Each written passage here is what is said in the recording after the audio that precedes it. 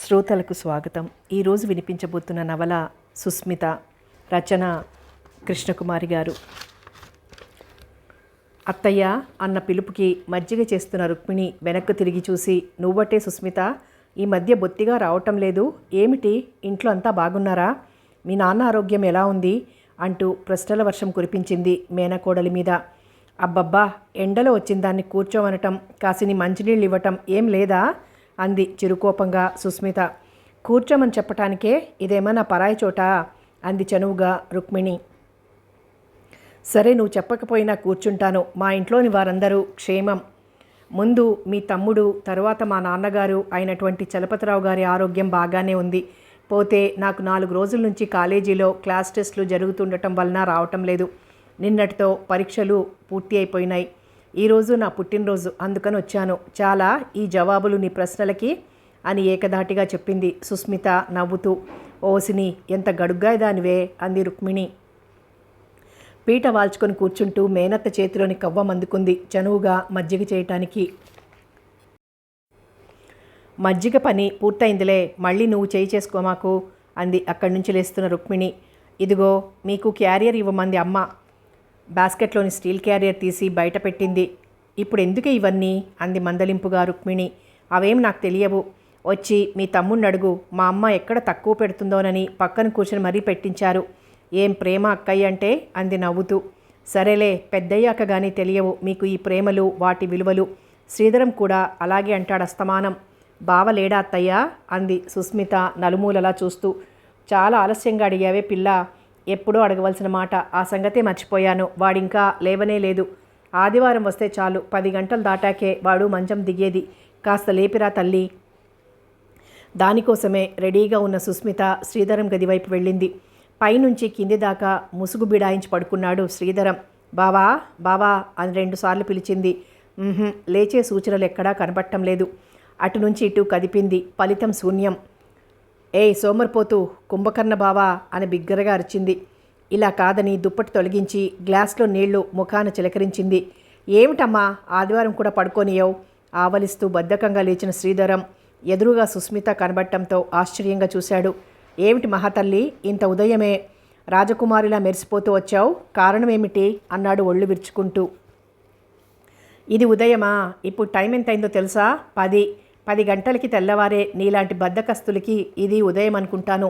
అవును బావా, నీకు ఈ మొద్దు నిద్ర ఎక్కడ అలవాటైంది చెప్పు అంది నవ్వుతూ. చెప్తాను, ఒకసారి ఇలా దగ్గరికి రా మరి అన్నాడు మంచం దిగుతూ. చటుక్కున తల తిప్పి అతని వైపు చూసి కోపంగా చూపులతో బెదిరించింది సుస్మిత. లేచాడటే శ్రీధరం అన్న మేనత్త కేకకి ఇంకా లేవలేదత్తా అంది సమాధానంగా శ్రీధరం వైపు చిలిపిగా చూస్తూ. ఏయ్, పొద్దున్నే మా ఇంటికొచ్చి నా మీద మా అమ్మకు చాడీలు చెప్తావా? ఉండు, నీ పని ఇలా కాదు అని చెవి పట్టుకొని మెలేశాడు.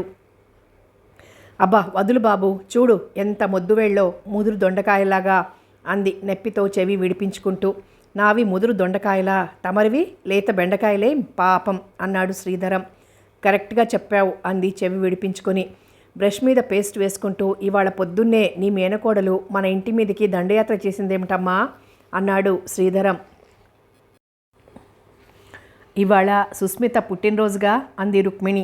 అందుకే కాబోలు కళ్ళు తెరిచేటప్పటికీ కనకాంబరేశ్వరి అవతారంతో కళ్ల ముందు ప్రత్యక్షమైంది అన్నాడు సుస్మితని వెక్కిరిస్తూ. నువ్వేం వెక్కిరించనక్కర్లేదులే, టూత్పేస్ట్ అడ్వర్టైజ్మెంట్ల ముఖం నువ్వును. మొన్న నీలం చీర కట్టుకుంటే నీలాంబరేశ్వరి, ఈరోజు కనకాంబరం రంగు చీర కట్టుకుంటే కనకాంబరేశ్వరా. టినోపాల్ అడ్వర్టైజ్మెంట్లా నువ్వు వేస్తావుగా తెల్ల బట్టలు, ఎప్పుడూ నన్ను ఏడిపించటమే పని. తొందరగా ముఖం కడుక్కొనిరా అంది చిరుకోపంగా కళ్ళు అదోలా ఉంచి. ముఖం కడుక్కొని రాని, నీ పని చెప్తాను అని బాత్రూంలోకి వెళ్ళాడు శ్రీధరం. సోఫాలో కూర్చుని వీక్లీ తిరిగేస్తోంది సుస్మిత. అందంగా ఉండే సుస్మిత పుట్టినరోజు అవటంతో మరింత అందంగా తయారైంది. వదులుగా వేసుకున్న జడలోంచి విడివడిన వెంట్రుకలు తెల్లటి నుదుటి మీద, మెడ మీద పడి గాలికి ఎగురుతున్నాయి. కనకాంబరం కలర్ ఊలీ చీర, మ్యాచింగ్ జాకెట్, 2 చేతులకు అవే రంగు గాజులు, తలనిండుగా కనకాంబరం పూలు. శ్రీధరం భావ తనకి పెట్టిన పేరుకి, తన అలంకరణకి సరిపోయింది అనుకుని చిన్నగా నవ్వుకుంది సుస్మిత. ఇప్పుడు చెప్పు, పుట్టినరోజు పాపాయికి ఏం ప్రజెంటేషన్ ఇవ్వాలో అన్నాడు ఫ్రెష్గా స్నానం కూడా చేసి వచ్చిన శ్రీధరం. నాకేం ప్రజెంటేషన్ అక్కర్లేదు, మా అమ్మ క్యారియర్ ఇవ్వమంటే వచ్చాను అంది ఉడుకుమొత్తనంగా సుస్మిత. క్యారియరా? హతోస్మి, మళ్ళీ పులిహోర బొబ్బట్లేగా, అవి తప్ప మీరేమీ చేసుకోరా పిండి వంటలు సుస్మిత అన్నాడు మరింతగా ఆమెను ఏడిపించాలన్న వంకతో శ్రీధరం. ఇంతలో కాఫీ తెచ్చిన రుక్మిణి, అబ్బబ్బా, వచ్చిన దగ్గర నుంచి ఒకటే తగవులు, కాసేపు ఊరుకొండర్రా, రేపు పెళ్ళయ్యాక కూడా ఇలాగే తగులాడుకుంటూ ఉంటారా ఏమిటి అంది తను కూడా వచ్చి కూర్చుంటూ. నాకేం కాఫీ వద్దు, ఇప్పుడే భోజనం చేసొచ్చాను అంది సుస్మిత. పర్వాలేదు, కాస్త తాగు, నాతో పోట్లాడడానికైనా ఓపిక వస్తుందని తన గ్లాస్లోని కాఫీ సగం వేరొక గ్లాస్లో పోసి సుస్మితకిచ్చాడు. థ్యాంక్స్ అంది నవ్వుతూ. ఎందుకు అన్నాడు శ్రీధరం. కాఫీలో సగం ఇచ్చావుగా, అర గ్లాస్ కాఫీతోనే జీవితం కాదమ్మాయి అన్నాడు. ఏం, నేను అందగత్తెను కాదా? నాకన్నా రంభ దొరుకుతుందా? ఎందుకు దొరకదు? నీకంటే రంభలు చాలామంది ఉన్నారు. సుస్మిత ముఖంలోకి రోషం పొడుచుకొచ్చింది. అసలే తెల్లని ముఖం మరింత ఎర్రబడింది. నీ కోరిక ప్రకారం ఈ జన్మలో పెళ్లి కాదు అంది కోపంగా. ఏం శపిస్తున్నావా? కాదు, దీవిస్తున్నాను. ఎర్రబడ్డ ఆమె ముఖం చూసి నవ్వుతూ, అమ్మా, సరదాగా అంటే కూడా సుస్మితకి ఎంత కోపమో చూడు అంటూ పకపక నవ్వేశాడు. శ్రీధరంతో పాటు శృతి కలిపారు సుస్మిత, రుక్మిణి. మామయ్య లేరా అత్తయ్య అంది సుస్మిత. ఎంతసేపటికి గుర్తుకొచ్చారే మీ మామయ్య అంది నవ్వుతూ రుక్మిణి. ఆహా, అది కాదు, రాగానే అడుగుదామని మర్చిపోయాను. సరేలే, మీరు రండి, భోజనాలు పెడతాను. మీ మామయ్య వచ్చేసరికి ఏ వేళ అవుతుందో అని వంటగదిలోకి దారితీసింది రుక్మిణి. తల్లి లోపలికి వెళ్ళగానే శ్రీధరం సుస్మిత పక్కన చేరాడు. పుట్టినరోజు పాపాయికిచ్చే కానుకేమిటో తెలుసా? ఏమిటో అంది ఓరగా చూస్తూ సుస్మిత. అంతే, పువ్వులా ఆమె ముఖాన్ని రెండు అరచేతులతో సున్నితంగా పట్టుకొని పెదవుల మీద గట్టిగా ముద్దు పెట్టాడు. చిచి అంటూ వదిలించుకొని దూరంగా జరిగింది సుస్మిత. నువ్వు ఇలాంటి పని చేస్తావని ముందే తెలుసు అంది చిరుకోపంగా. ఎక్సలెంట్, ముందే ఊహించుకున్నావన్నమాట. కావాలంటే అమ్మనడుగు, పాపాయికి ఇచ్చే బహుమతి ఏమిటో. ఇది బాగుందా, ఇంకొకటి ఇవ్వనా అన్నాడు పరిహాసంగా శ్రీధరం. ఏయ్, మా నాన్నతో చెప్పానంటే ఏం చేస్తాడో తెలుసా? ఏం చేస్తాడు? వెంటనే 3 ముళ్ళు వేయరా అంటాడు. చాలే, మాటల్లో ఎవరూ నిన్ను గెలవలేరు అంటూ వంటగదిలోకి వెళ్ళింది మేనత్తకి సాయం చేయటానికి. ఏం, అస్తమానం బొబ్బట్లు పులిహోర అంటావు, ముందు అవే తింటున్నావే అంది శ్రీధరాన్ని చూస్తూ సుస్మిత. ఏదో నీ తృప్తి కోసం అంత దూరం నుంచి కష్టపడి తెచ్చావు కదా. అవును, అసలు మీకు బుద్ధుందా? ఎంతైనా కాబోయే అల్లుడిని కదా, భోజనానికి పిలవక్కర్లేదు అన్నాడు బెట్టుగా శ్రీధరం. ఇంకా అల్లుడివి ఏం కాదు, వట్టి మేనల్లుడివే. అయ్యాక అప్పుడు చూసుకుందాంలే. ఇంకాస్త వేసుకోమని మరి కాస్త పులిహోర బొబ్బట్లు బలవంతాన వేసింది సుస్మిత. వద్దంటున్నా వేస్తున్నావు, జాగ్రత్త, సాయం చేయాల్సి ఉంటుంది అన్నాడు శ్రీధరం. అమ్మా, నీ మేనకోడలు పుట్టినరోజు బహుమతి ఇచ్చేశాను అన్నాడు పెరుగన్నం తింటున్న శ్రీధరం. ఏమిచ్చావురా అంది గిన్నెల మీద మూతలు పెడుతున్న రుక్మిణి. ఏమిచ్చానో చెప్పమంటావా అంటూ సుస్మిత ముఖంలోకి చూశాడు నవ్వుతూ. అత్తయ్య, మామయ్య వచ్చినట్లున్నారు, తలుపు చప్పుడవుతోంది అని కంగారుగా అక్కడి నుంచి జారుకుంది సుస్మిత. సాయంకాలం ఇంటికి వెళ్తున్న సుస్మితకి చీరా జాకెట్ బొట్టు పెట్టిచ్చింది రుక్మిణి. ఇప్పుడు ఎందుకు అత్తయ్య, కారణం లేకుండా, ఊళ్ళో ఉన్నాను కదా అని ఇచ్చిరమ్మంది అమ్మ అంది మొహమాటంగా సుస్మిత. పర్వాలేదులేవే, కాబోయే అత్తగారినేగా, ఆడపిల్లవి, పుట్టినరోజు పూట ఇంటికి వచ్చిన దానివి వట్టి చేతులతో పంపటమా, వెళ్ళి చీర కట్టుకురా అంది ఆప్యాయంగా రుక్మిణి. మేనత్త ఆప్యాయతకి పరవశించింది సుస్మిత హృదయం. చిలకపచ్చ రంగు ఫుల్వాయిల్ చీర, అదే మ్యాచింగ్ జాకెట్, తలనిండుగా చేమంతి పువ్వులతో వనదేవతలా ఉంది. కొత్త చీర కట్టుకుని అత్తయ్యకి మామయ్యకి నమస్కరించింది. త్వరలోనే మా ఇంటి కోడలుగా రమ్మని దీవించే మామయ్య మాటలకి సిగ్గుపడింది. బాగానే ఉంది నీ పని, ఓ క్యారియర్లో కాస్తంత పులిహోర బొబ్బట్లు పెట్టుకుని వచ్చి పుట్టినరోజు పేరుతో చీర జాకెట్ కొట్టేశావు. నీ పనే బాగుంది, నేను ఉన్నానెందుకు దండగా అన్నాడు వేళాకోళంగా శ్రీధరం. నువ్వు రా మా ఇంటికి అంది. నే వచ్చినా నాకు బట్టలు పెట్టరే కర్మ అన్నాడు నవ్వుతూ. చీకటి పడకుండా సుస్మితని ఇంటికి పంపమని చెప్తూ తోడుగా శ్రీధరాన్ని కూడా పంపమని చెప్పి బయటికి వెళ్ళిపోయాడు విశ్వనాథం. మీరు పంపమనకపోయినా వాడు వెంట వెళ్ళేది ఖాయం లేండి అంది సమాధానంగా రుక్మిణి. ఒకరినొకరు చూసుకుని నవ్వుకున్నారు సుస్మిత, శ్రీధరం. వెళ్ళొస్తానని అత్తయ్యతో చెప్పింది. మీ అమ్మను అడిగానని చెప్పు, బొత్తిగా రావటం లేదు ఈ మధ్య. పేరుకి ఒక ఊరిలో ఉన్నాం కానీ రాకపోకలు అంతంత మాత్రమే. ఆ చీరల వాడికి డబ్బిచ్చేశారని చెప్పు, నువ్వు మాత్రం తప్పకుండా వస్తూ ఉండు, లేకపోతే కబుర్లే తెలియవు అంది రుక్మిణి. మేనత్త మాటలకి బుద్ధిగా తల ఊపింది. అమ్మా, నువ్వు రావద్దన్నా సుస్మిత రోజు వస్తుంది, కాలేజీకి ఇటేగా వెళ్ళేది అన్నాడు స్కూటరు బయట పెడుతున్న శ్రీధరం. నా ఇష్టం, మా అత్తయ్య ఇల్లు అంది టీవీగా. రారా తొందరగా, ఈ ఆదివారం అంతా పాడు చేసావు అంటూనే స్కూటర్ స్టార్ట్ చేశాడు శ్రీధరం. ఏం, నేను బయటకు వెళ్ళొద్దని అన్నానా? ఇంట్లోంచి కదలకుండా కూర్చొని నన్నంటావేం అంది కోపంగా స్కూటర్ వెనకాలెక్కుతూ. మీ పోట్లాటలు పాడుగాను, ఊరుకొండర్రా, వెళ్తూ కూడా దారిలో వాదనలు చేయకండి, జాగ్రత్త అని హెచ్చరించి మీ అమ్మని అడిగినట్లు చెప్పవే అంది బిగ్గరగా రుక్మిణి. అప్పటికే స్కూటర్ బుర్రుమంటూ దూసుకుపోయింది. పిచ్చి పిల్లలు, ఏం హడావిడో, ఎదురుగా ఉంటే ఒక్క క్షణం ఇద్దరూ నోళ్ళు ఊరుకోవు, ఎప్పుడూ చిలిపి తగాదాలే, చాటున మాత్రం ఒకరంటే ఒకరికి అంతులేని ప్రేమ అనుకుంది ఇంట్లోకి వెళ్తున్న రుక్మిణి. పేపర్ చదువుతున్న సదానందం కళ్ళు మాటిమాటికి ఎవరికోసమో ఎదురుచూస్తున్నాయి. మనసు పేపర్ మీద నిలవటం లేదు. మనిషి అసహనంగా కుర్చీలోంచి లేచాడు. అమ్మ ఇంకా రాలేదేమిటి ఇవాళ అన్నాడు భార్యతో. అబ్బబ్బా, వస్తుందిలేండి, ఇప్పటికి 6 సార్లు అడిగారు అంది విసుగ్గా కృష్ణవేణి. ఆహా, అది కాదే, 6 దాటుతుంది కదా అని. మీకు అన్నింటికీ కంగారేనండి, ఇదేమన్నా ఆ పాడు పల్లెటూరా? కాస్త ఆలస్యమైతే కంగారు పడటానికి కాలేజీ బోలెడు దూరమాయే, రావాలా అక్కడి నుంచి అంది కృష్ణవేణి. నీ మాట నిజమే అనుకో, కానీ రోజులు బాగాలేవు. ఆడపిల్లలు బయటకు వెళ్తే ఎన్ని ఘోరాలు జరుగుతున్నాయో తెలుసా? మన అమ్మాయికి ఏం పర్వాలేదులేండి. అలా అని కాదు, ఈ మధ్య ఒకరిద్దరు తెలిసిన వారు మన పిల్లని ఎవరో కుర్రాడితో చూశామని చెప్పారు. కాస్త మందలిస్తే మంచిది. ఆ శ్రమ మీకేమీ అక్కర్లేదు, ఆ కుర్రాడు మనవాడేనండి, ఏదో నిజాన్ని చెప్తున్నట్లుగా అంది కృష్ణవేణి. మనవాడంటే ఎవరి కుర్రాడో అర్థం కాలేదు ఆయనకి. ప్రతి విషయం మీకు విపులంగా చెప్పలేక చస్తున్నాను. ఈ కాలం తల్లిదండ్రులందరూ డబ్బు ఉన్నా లేకపోయినా వాళ్ళ పిల్లల్ని కాలేజీలకు ఎందుకు పంపుతున్నారు? ఏమో నాకేం తెలుసు. అయ్యో రామ, చెప్పేది పూర్తిగా వినండి.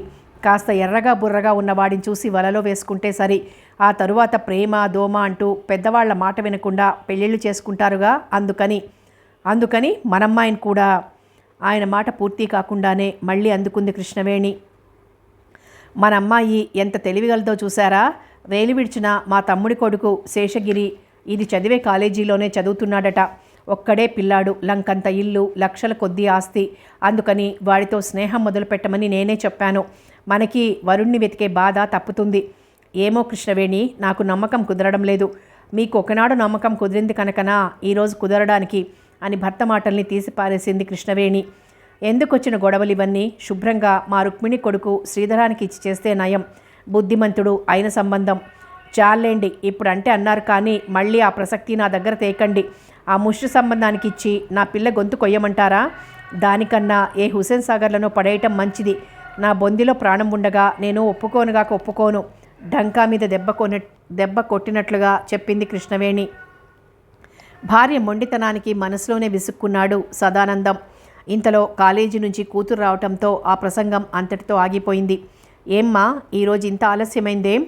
కూతుర్ని అడిగాడు సదానందం. ఈరోజు ప్రాక్టికల్స్ డాడీ. అయినా చచ్చి చెడి అంత దూరం నుంచి వస్తే రాగానే ఈ సంజాయిషులేమిటి? విసురుగా లోపలికి వెళ్ళిపోయింది మహిజ. ఒక్కసారి దీర్ఘంగా నిట్టూర్పు వదిలాడు సదానందం. అమ్మ కంటే కూతురు 2 ఆకులు ఎక్కువే చదివింది.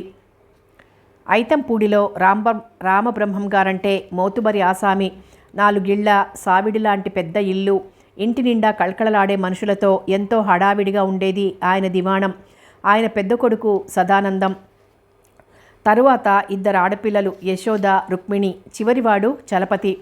పిల్లలు చిన్నప్పుడే భార్య పోవడంతో పిల్లల్ని కళ్ళల్లో పెట్టుకొని పెంచాడాయన.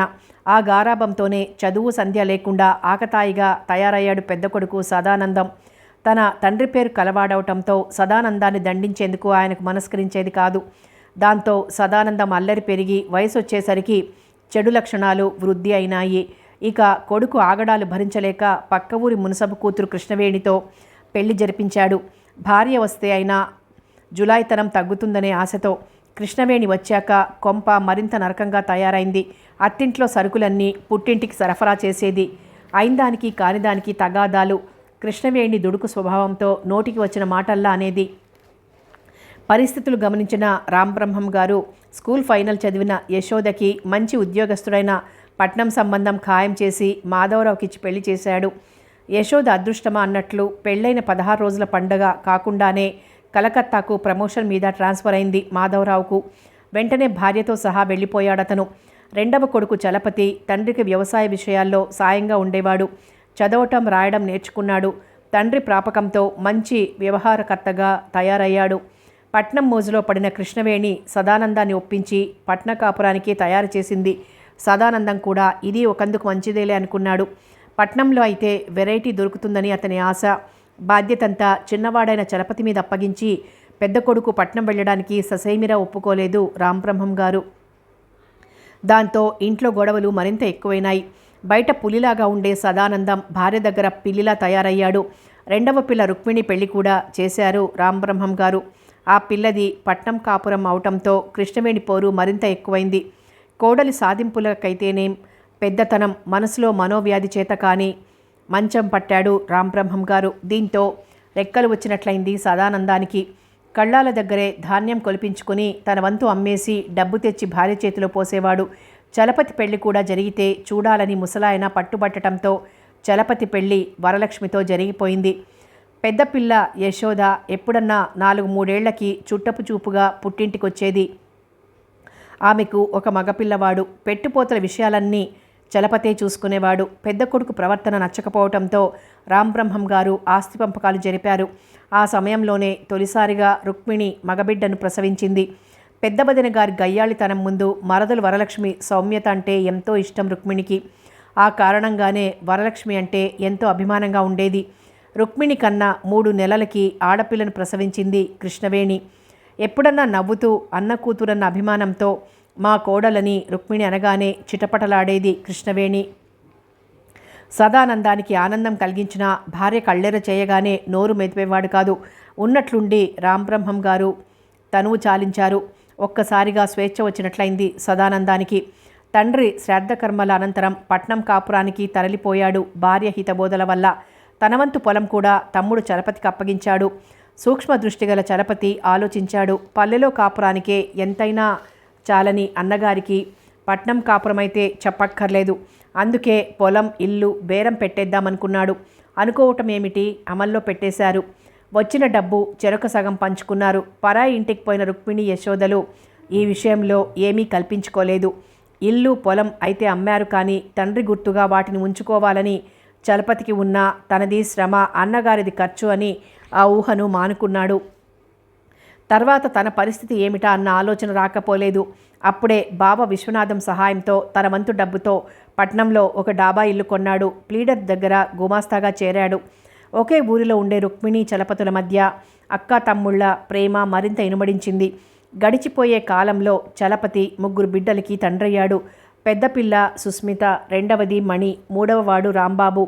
ముచ్చటగా 3 పిల్లలతో సొంత ఇంట్లో తనకు వచ్చే ఆదాయంతో ఏ చీకు చింత లేకుండా గడిచిపోయే సంసారం అతనిది. రుక్మిణి కూడా మరదలంటే అభిమానం చూపుతుంది. ఆడపడుచుగా చలపతి దగ్గర నుంచి పుట్టింటి అభిమానం పొందుతుంది.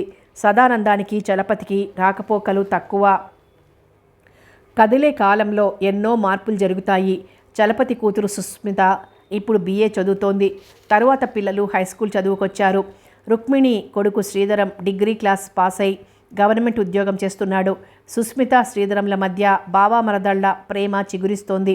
సుస్మితకి మేనత్తంటే పంచప్రాణాలు. ఒక్కరోజైనా అత్తయ్యను చూడకుండా ఉండలేదు.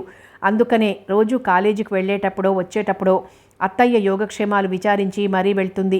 ఆ వంకతో రోజుకి ఒకసారైనా బావని చూడొచ్చని అసలు ఆశ. స్కూటర్ దిగి ముందుగా ఇంట్లోకొచ్చిన కూతుర్ని చూసి ఈ చీరెక్కడిదే అంది వరలక్ష్మి.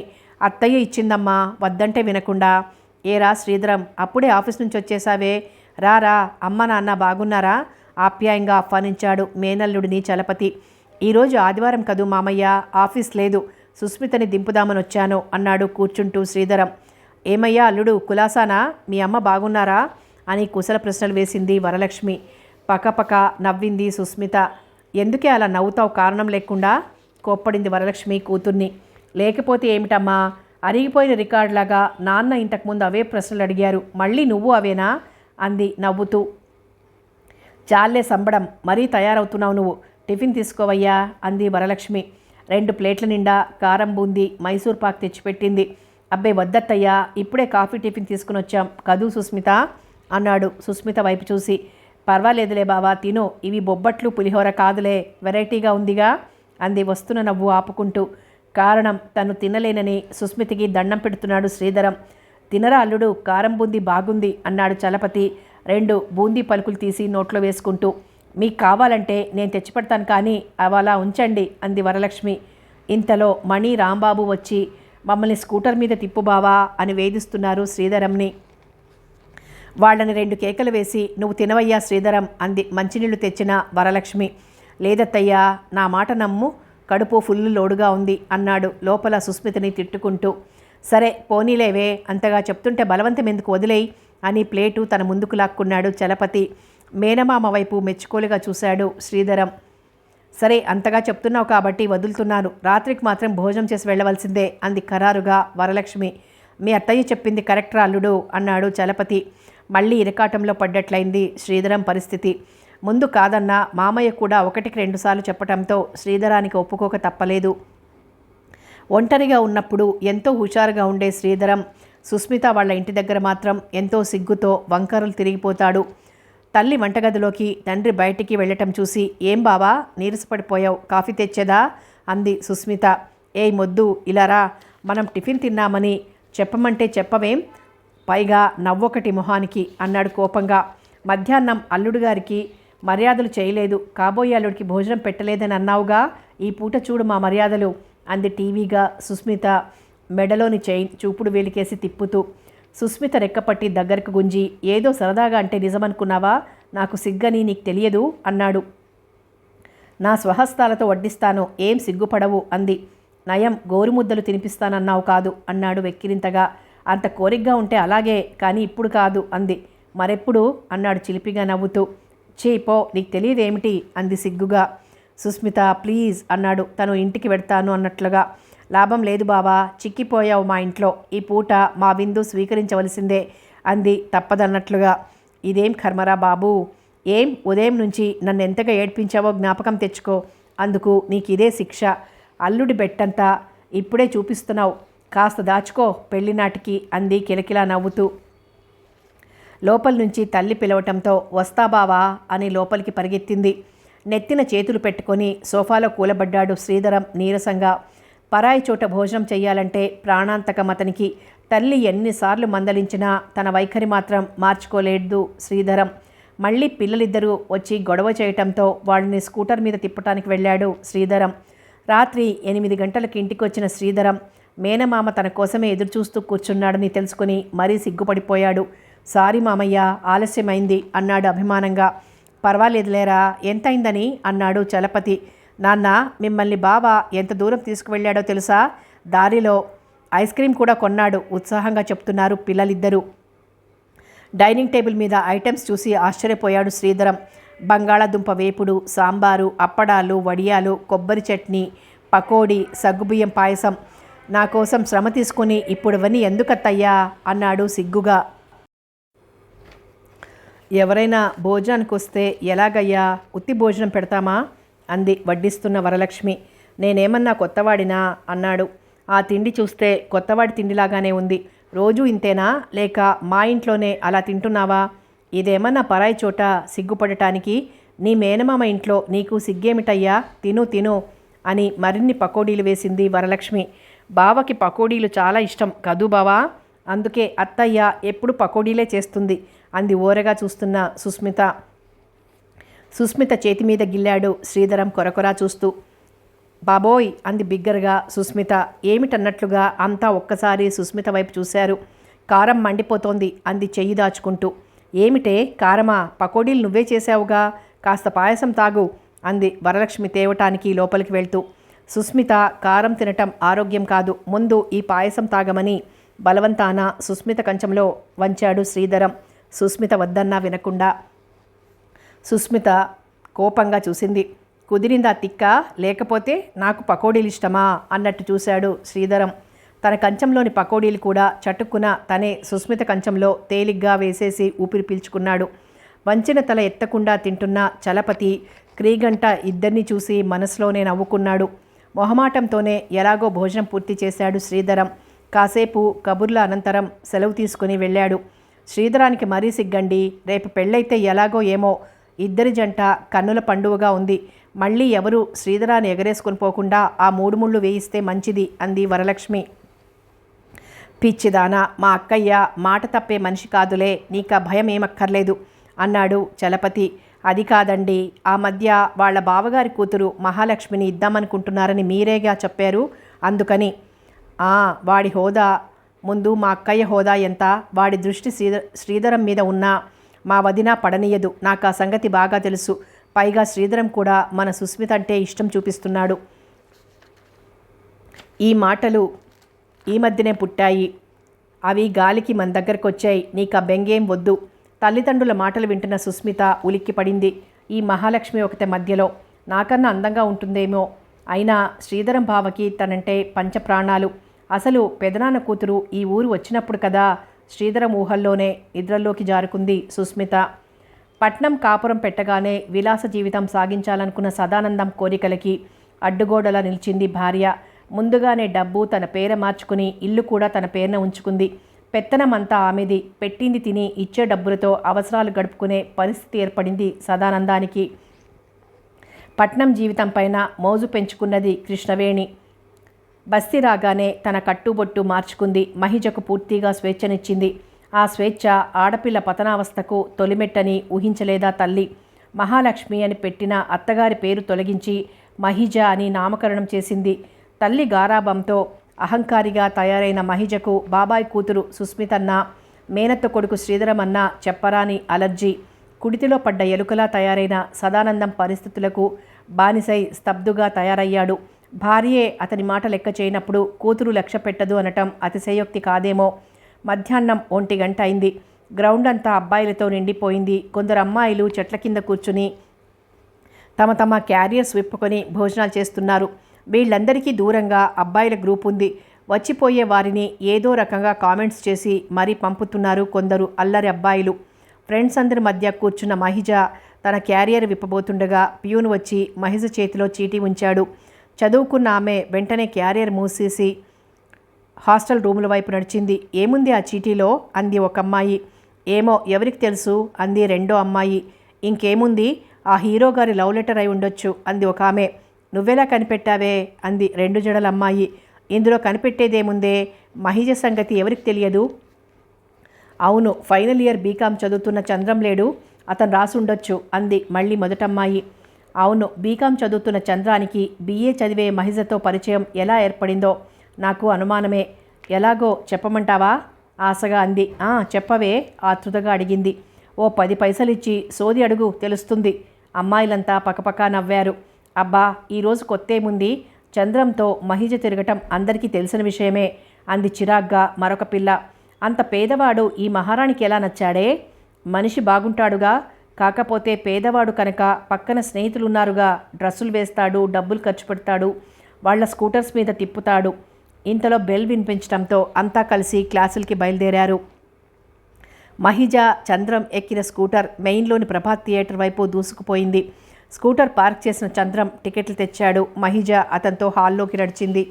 పాత పిక్చర్ అవటం మూలాన జనం రద్దీగా లేరు. క్లాస్ టికెట్లలో అసలు లేరు.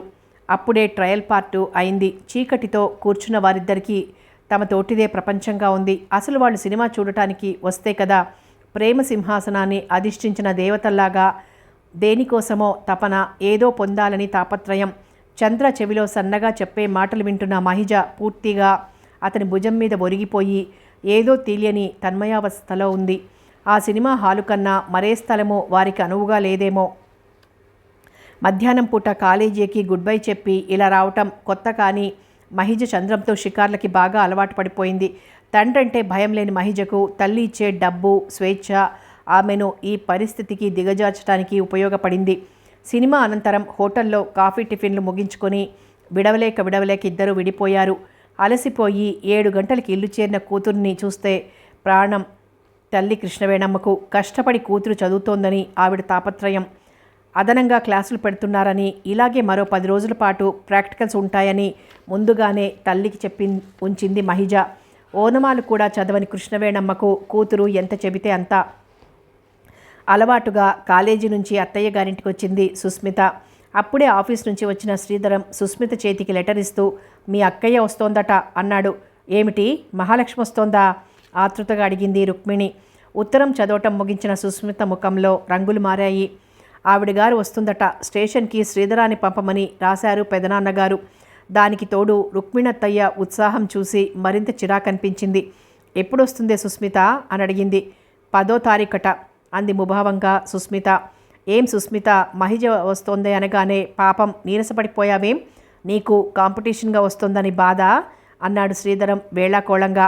ఏ విషయంలో కాంపిటీషన్ అంది సుస్మిత తొణక్కుండా. అదే ఎవరికి భర్తనవుతానో ఏమిటో అన్నాడు మరింత కొంటెగా. సుస్మితకి ఒళ్ళు మండుతోంది శ్రీధరం మాటలకి. ఇంతకు మహిజ ఎవరురా, ఎవరి గురించి మీరు మాట్లాడుకునేది అంది విషయం అర్థం కాని రుక్మిణి అయోమయంగా. మీ అన్నయ్య కూతురు మహాలక్ష్మి పేరు మార్చుకుందమ్మా, ప్రస్తుత నామధేయం మహిజట అన్నాడు శ్రీధరం. అయ్యో, అది మా అమ్మ పేరు. నాకు ఆడపిల్ల పుడితే మా అమ్మ పేరు పెట్టుకుందామనుకున్నాను అంది బాధగా రుక్మిణి. పాపం అత్తయ్య అనుకుంది జాలిగా సుస్మిత. పోనీ ఓ పని చేస్తే పోలా అన్నాడు శ్రీధరం. ఏమిటి అంది రుక్మిణి.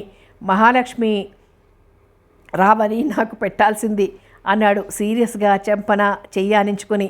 అతని తీరుకి పక్కున నవ్వింది సుస్మిత. రుక్మిణి కూడా శృత కలిపింది. కాఫీ టిఫిన్ల అనంతరం మర్చిపోయాను, మా ఆఫీస్ స్టాఫ్ అంతా కలిసి మైసూర్ వెళ్తున్నాం. నీకేం కావాలో చెప్పు సుస్మిత అన్నాడు శ్రీధరం. అయితే దసరా పండగకి ఇక్కడ ఉండవా అంది నీరసంగా సుస్మిత. పండగ నాటికి వచ్చేస్తానులే, బెంగ పెట్టుకోమాకు అన్నాడు. నాకేం బెంగ అంది బింకంగా. అదేమిట్రా, నువ్వు ఇప్పుడు ఊరు పెడితే ఎలా అంది రుక్మిణి. ఎందుకమ్మా అన్నాడు మృదువుగా శ్రీధరం. పెద్దమామయ్య కూతురు వస్తుంది కదా, నువ్వు లేకపోతే ఎలా? స్టేషన్కి ఎవరు వెళ్తారు? దానికి ఊరంతా ఎవరు చూపిస్తారు? ఈ ప్రయాణం మానుకోరా అంది అమాయకంగా రుక్మిణి. అమ్మా, ఏమిటి నీ చాదస్తం? ఆవిడ గారేమైనా కలెక్టరా నా ప్రయాణం ఆపుకోవటానికి? నాన్నగారున్నారు, సుస్మిత ఉంది. అయినా ఆవిడ గారు మన కోసం మాత్రం రావటం లేదని ఖచ్చితంగా నాకు తెలుసు అన్నాడు శ్రీధరం. శ్రీధరం ప్రయాణం ఆపుకునేంతటి అవసరం కనపడలేదు సుస్మితకి. అత్తయ్య హడావిడి అంతకన్నా నచ్చలేదు. కాసేపటికి తను వస్తానని లేచింది సుస్మిత. మీ అమ్మా నాన్నలతో చెప్పవే అక్కయ్య వస్తోందని మరీ చెప్పింది రుక్మిణి. తొలిసారిగా మేనత్త మీద అంతులేని కోపం వచ్చింది సుస్మితకి. కూతురు చెప్పిన మాటలు విన్న చలపతి, వరలక్ష్మి ఆశ్చర్యపోయారు. ఇంత అర్ధాంతరంగా అన్నగారు కూతుర్ని పంపటంలో గల కారణం ఏమిటో అర్థం కాలేదు చలపతికి. వరలక్ష్మి అయితే మరీను తోటికోడలు తనకు పోటీగా రావటం లేదు కదా అన్న ఆలోచనలో పడింది. ఆ పిల్ల శోకులతో మిటమిటలాడుతుందని చెప్పారు. కొంపదీసి శ్రీధరానికి వలవేయటానికి రాదు కదా. ఎన్నిసార్లు అడిగినా కారణం తెలియదని స్టేషన్కి మాత్రం రమ్మని రాశారని చెప్తోంది సుస్మిత. ఇంటి అడ్రస్కి రాయకుండా శ్రీధరానికి రాశారంటే ఏదో కారణం ఉండే ఉంటుందని అనుమానపడిన వరలక్ష్మి రేపొకసారి ఆడపడుచింటికి వెళ్లాలని నిశ్చయించుకుంది. మహిజ రాకపై అలజడి రేగింది సుస్మిత మనసులో. కానీ శ్రీధరం బావ ప్రవర్తన కొంత మనశ్శాంతినిచ్చింది. బావ ఊరికి వెళ్ళటం కొంత నయమే అని సరిపెట్టుకుని తృప్తి పడింది. ఏమ్మా వదిన, రండి నేనే వద్దామనుకుంటున్నాను అని సాదరంగా ఆహ్వానించింది వరలక్ష్మి ఆడపడుచుని. ఎప్పుడూ ఉండే పాత మాటేగా అంది నిష్ఠూరంగా రుక్మిణి. అనండి వదిన, మీరు అనదగ్గవారు, నేను పడదగ్గదాన్ని. ఎంతైనా ఆడపిల్ల కలవాళ్ళం చమత్కారంగా మాట కలిపింది వరలక్ష్మి. లోపల నుంచి వచ్చిన చలపతి, కులాసానాక్కయ్యా, బావ బాగున్నారా? బొత్తిగా రావటం తగ్గించావు అన్నాడు ఆప్యాయంగా అక్కగారిని పలకరిస్తూ. అవునులే, నేను రావాలి, మీరు మాత్రం రాకండి అంది రుక్మిణి. నా సంగతి తెలియందేముంది, పనితో కొట్టుకుపోతున్నాను. పోతే నీ మరదల ఖాళీయే, దాన్నడుగు అన్నాడు భార్యను చూపించి.